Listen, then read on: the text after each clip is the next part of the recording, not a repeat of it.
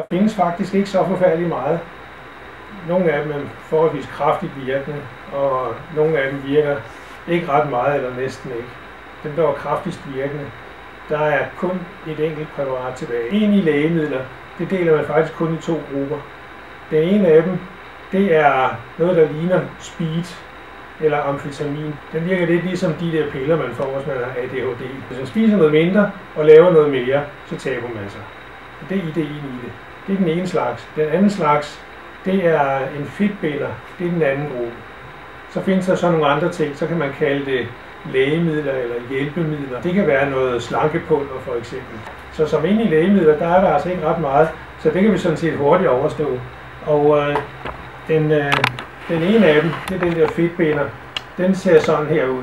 Vi har faktisk på lager kun den her ene. Og den her kan faktisk fås uden recept, men den der, som er sådan noget speed noget, den er altså på recept. Og så er der en gruppe, som ligner lidt den der med Orlistat. Det er alle sammen XLS Medical.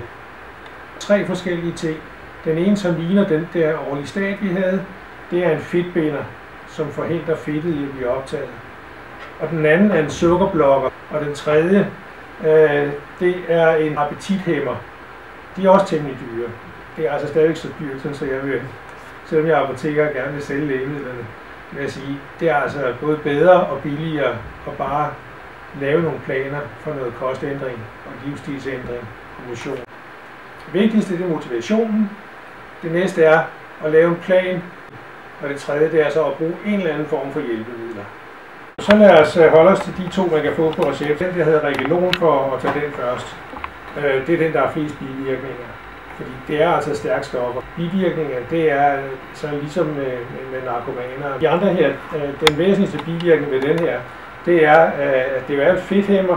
Og det betyder så, at hvis man spiser fedt alligevel, så får man diarré, det man så kalder fedtdiarré. Det vil sige, at når man spiser fedt, så løber det mere eller mindre lige igennem. Det er lidt det samme med den her, som er den hæmmer fedtoptagelsen.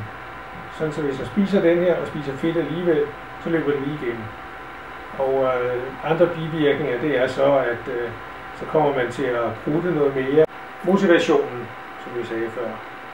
Og at man så spiser sundt og fornuftigt, og at man så bevæger sig tilstrækkeligt. Og hvis der er noget, man finder reklamer for, så er der altså slankemidler. Og det vil jeg sige, hold jer fra dem. Find nogle gode hjemmesider som professionelle.